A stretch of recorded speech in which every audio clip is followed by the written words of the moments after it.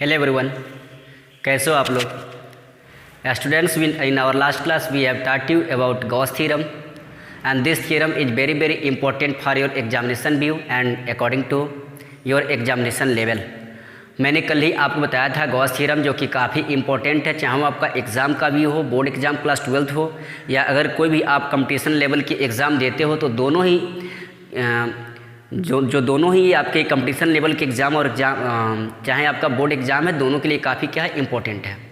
So students, कल हम लोग गॉस के थ्योरम में देखे थे कि गॉस ने अगर कोई आपका क्लोज सरफेस है and this close surface is uniformly charge, then there is a quantitative relation established by Gauss between electric flux passes through this closed surface and the total charge present in it।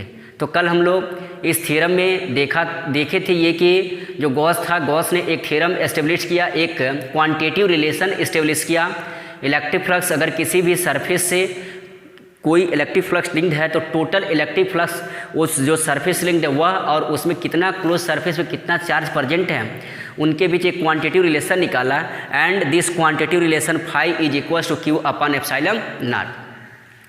But students, in our last class we have taught you what is the need of Gauss theorem. Then students, we have studied the electric field intensity due to point charge, the electric field intensity due to electric dipole. But if charge are uniformly distributed on the curved surface, on the closed surface of any substance, then there is no idea what is the electric field intensity in that case at any point. So the great mathematician and great physicist Gaussian had established a theorem and give a quantitative relation by which we can find electric field intensity in the case of uniformly charged closed surface at any point. Okay? तो students, कल हम लोग ये पढ़े थे। अब हम आज आपको बताने जा रहे हैं कि गॉस थ्योरम का क्या एप्लीकेशन है। Today your current topic is application of Gauss theorem.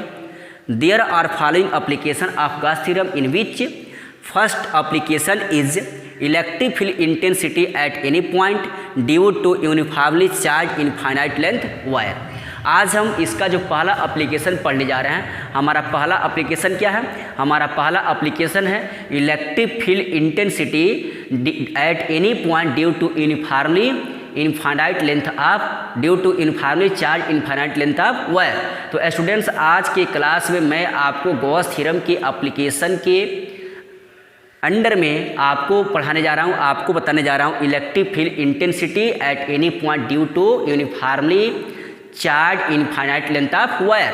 ठीक है, तो इसका करंट टॉपिक क्या है अब देखिएगा। तो let us consider students we have a infinite length of wire. वैसे मेरे हैंड में जो आपका वायर इनफाइनाइट लेंथ का नहीं है, फिर भी मान लेते हैं कि let us consider we have a infinite length of wire. हमने सपोज कर लिया क्या कि हमारे पास एक इनफाइनाइट लेंथ का वायर है and this wire is uniformly charge. ये जो आपका वायर है, ये वायर यूनिफॉर्मली क्या चार्ज है।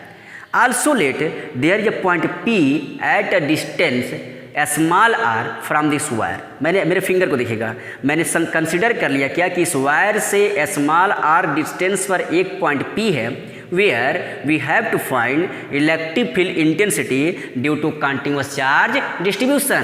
जिस पॉइंट P पर हमको इलेक्ट्रिक फील्ड इंटेंसिटी निकालना है इस कंटिन्यूस चार्ज डिस्ट्रीब्यूशन के due by the use of Gauss theorem. Okay students, तो मैंने यहाँ पर राइट किया कि consider we have an infinite length wire which is uniformly charge of linear charge density lambda. Okay, इसकी जो लीनियर चार्ज डेंसिटी उसको हमने लेमडा मान लिया। Let a point P at a distance R from wire where we have to find electric field intensity. तो मैंने अभी आपको बता दिया था। For this purpose, because students you know it very well, Gauss theorem is only applied for closed surface। आप इस बात को जानते हो कि जो गॉस का थ्योरम होता है, गॉस का थ्योरम केवल और केवल क्लोज सरफेस के लिए अप्लाई होता है। इसके लिए हम करते क्या हैं, to complete our requirement let us imagine a cylindrical Gaussian surface of radius small r and length small l। हम क्या करते हैं कि हम एक सिलेंड्रिकल गासियन सरफेस ले लेते हैं, सिलेंड्रिकल गासियन सरफेस जिसका रेडियस स्मॉल r है और लेंथ क्या है स्मॉल l है। तो देखिएगा एक सिलेंड्रिकल जब गासियन सरफेस हम जब ड्रा करके इसके चारों तरफ एक सिलेंड्रिकल गासियन सरफेस ड्रा होगा, then it is clear this point P lie on the surface of this cylindrical Gaussian surface. जैसे मैंने यहाँ पर ड्रा किया, देख रहे हो आप लोग, इसके चारों तरफ ये हमारा गासियन सरफेस हो गया, cylindrical Gaussian surface. Here you can notice here there are two flat surfaces of this Gaussian surface, यानी कि जो हमारा Gaussian surface है इसका दो फ्लैट सरफेस है, आपका नीचे की ओर होगा और एक आपका ऊपर की ओर ऐसा होगा। And another one is curved surface say S1, S2 and S3 respectively, यानी कि जो फ्लैट सरफेस है जिसको हम S1, S2 कहते हैं और जो हमारा कर्व सरफेस उसको क्या कहते हैं, S3 कहते हैं। Okay students, due to symmetry. अब सिमेट्री क्या है? सिमेट्री ये है कि इस वायर से जो हमने सिलेंड्रिकल गासियन सरफेस लिया है, उस सिलेंड्रिकल गासियन सरफेस के किसी भी पॉइंट पर, चाहे यहाँ पॉइंट ले लो, चाहे यहाँ पॉइंट ले लो, चाहे यहाँ पॉइंट ले लो, चाहे यहाँ पॉइंट ले लो, किसी भी पॉइंट पर जो इलेक्ट्रिक फील्ड इंटेंसिटी होगी, ये इलेक्ट्रिक फील्ड इंटेंसिटी क्या होगी, सेम होगी। ये सिमेट्री ये है because the distance from this wire eight any point on this surface is equal distance. ये आपका क्या सारे के सारे डिस्टेंस क्या आपके इक्वल डिस्टेंसेज हैं। तो जब इक्वल डिस्टेंसेज होगा तो सिमेट्री यही है और इसलिए हर पॉइंट पर क्या होगा, इलेक्ट्रिक फील्ड इंटेंसिटी इक्वल होगा। ठीक है, अब यहाँ तक आप जान गए। अब स्टूडेंट्स यहाँ पर जो दो फ्लैट सरफेस है, एक आपका फ्लैट सरफेस S1 और दूसरा फ्लैट सरफेस S2 और एक जो आपका कर्व सरफेस क्या है, S3 है। यहाँ पर जो इलेक्ट्रिक फील्ड इंटेंसिटी की बात करेंगे, due to this linear charge distribution electric field intensity have a direction perpendicular to length of this wire in outward direction. ये क्लियर है क्या कि इस वायर के लेंथ के परपेंडिकुलर डायरेक्शन में क्या होगा, परपेंडिकुलर डायरेक्शन में आपका इलेक्ट्रिक फील्ड इंटेंसिटी का डायरेक्शन होगा। अब यहाँ पर देख रहे हो क्या कि if we consider the elementary part of flat surface S1 dA having area vector dA vector and the elementary part of S2 is DA having area vector DA vector. Then last class में मैंने आपको area vector बताया था कि area vector क्या होता है। तो एरिया वेक्टर का जो डायरेक्शन होता है वह उस सरफेस के क्या होता है, परपेंडिकुलर। तो मैंने फ्लैट सरफेस लिया तो फ्लैट सरफेस के ऊपर आपका एरिया वेक्टर DA वेक्टर ऊपर हो जाएगा और इधर आपका DA वेक्टर इधर हो जाएगा। तो अगर हम E वेक्टर और इस DA वेक्टर की बात करते हैं तो they are mutually perpendicular to each other. ये दोनों के दोनों क्या हो जाएंगे, एक दूसरे के परपेंडिकुलर हो जाएंगे। तो E वेक्टर और DA वेक्टर अगर एक दूसरे के म्यूचुअली परपेंडिकुलर है, यहाँ पर E वेक्टर और ये DA वेक्टर एक दूसरे के म्यूचुअली परपेंडिकुलर है, then in this case you know students that electric flux linked with any closed surface phi is equals to EDA cos theta, and if you put the value of cos 90 then you know it very well the value of cos 90 is 0. So in this case clearly we can say that there is no any electric flux linked with S1 and S2. तो हम यहाँ पर clearly कह सकते हैं कि S1 और S2 से कोई इलेक्ट्रिक फ्लक्स लिंक्ड नहीं होगा, क्योंकि हम देख रहे हैं कि DA वेक्टर और E वेक्टर म्यूचुअली परपेंडिकुलर है, E वेक्टर और DA वेक्टर म्यूचुअली परपेंडिकुलर है। सो यहाँ पर मैंने राइट किया क्या कि electric flux linked with S1 and S2 phi S1 is equals to phi S2 is equals to closed surface integral EDA cos 90 is equals to closed surface integral EDA cos 90 and the value of cos 90 is 0. So the total electric flux linked with S1 and S2 is 0.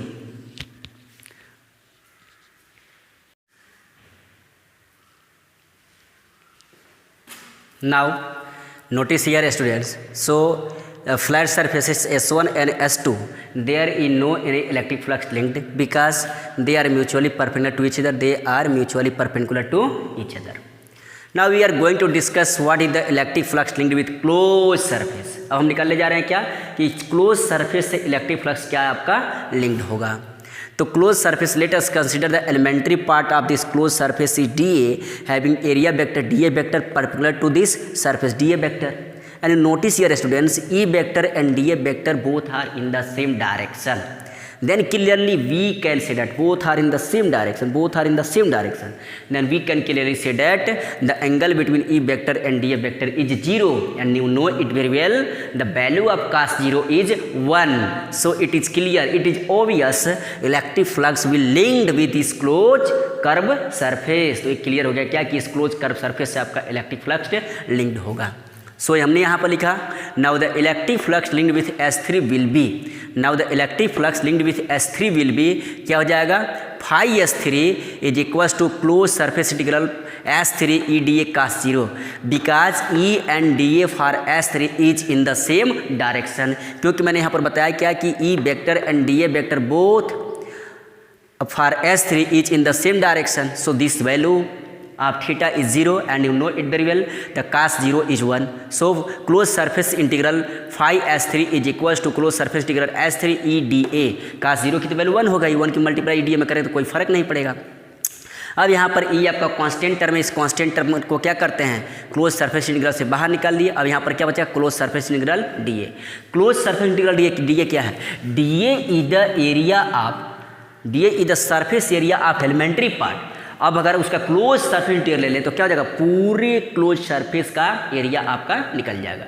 तो मैं आपसे पूछना चाहता हूँ क्या, कि curve surface area of cylinder, lateral curve surface area of cylinder क्या होता है, तो 2 पाई RH आप पढ़ के आए थे जब H आपने लेंथ लिया था। अब यहाँ पर अगर हमने जो इमेजिनरी सरफेस ड्रा किया है, सिलेंड्रिकल इमेजिनरी गॉसियन सरफेस लिया है, उसका लेंथ हमने क्या माना है, यल माना है। क्या माना है बच्चों, यल माना है। तो जब हमने लेंथ वहाँ पर यल माना है तो वहाँ पर आपका क्या हो जाएगा, ये हमारा 2 पाई RH होता है, तो यहाँ पर हमारा 2 पाई RL हो जाएगा। But close surface integral DA is equal to 2 pi RL। So अब यहाँ पर क्या कर देंगे, जो आपका क्लोज सरफेस इंटीग्रल DA है उसके जगह पर हम क्या लिख लेंगे, उसके जगह पर हम 2 पाई RL। तो फाई मान लेते हैं क्या, कि जो हम फाई S3 कह रहे थे उसको हम फाई मान लेते हैं। Phi S3 is equal to E into 2 pi RL। This is equation first. Students, you know it very well by Gauss theorem. By Gauss theorem we know that phi is equal to क्या होता है, कल हमने को बताया था कि phi is equal to Q upon epsilon not. इसको फाई ई कहा था या मैंने फाई बोल दिया। Phi is equal to Q upon epsilon not. अब एक चीज़ आप पढ़ के थे, लीनियर चार्ज डेंसिटी। मैंने आपको बताया था कि linear charge density lambda equals क्या होता है, क्यू बाई एल होता है। Linear charge density lambda equals Q by L. तो यहाँ से क्यू इक्वल्स क्या हो जाएगा, इसका इधर मल्टीप्लाई कर देंगे, क्रॉस मल्टीप्लाई, तो क्यू इक्वल्स हो जाएगा लैम्डा एल। अब इस लैम्डा एल की वैल्यू क्यू के प्लेस पर पुट कर देंगे, तो यहाँ से हमारा क्या हो जाएगा फाई। तो फाई इक्वल्स क्या हो जाएगा, फाई इक्वल्स हमारा हो जाएगा lambda L upon epsilon naught. This is equation 2।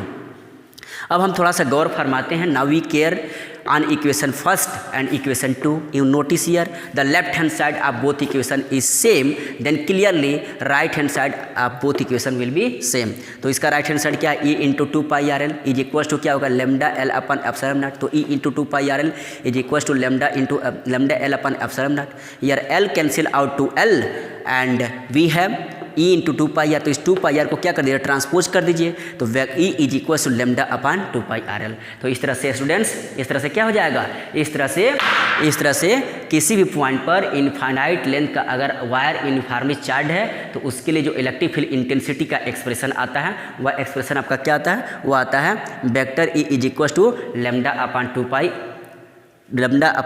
2 pi R epsilon naught. Thank you, have a nice day.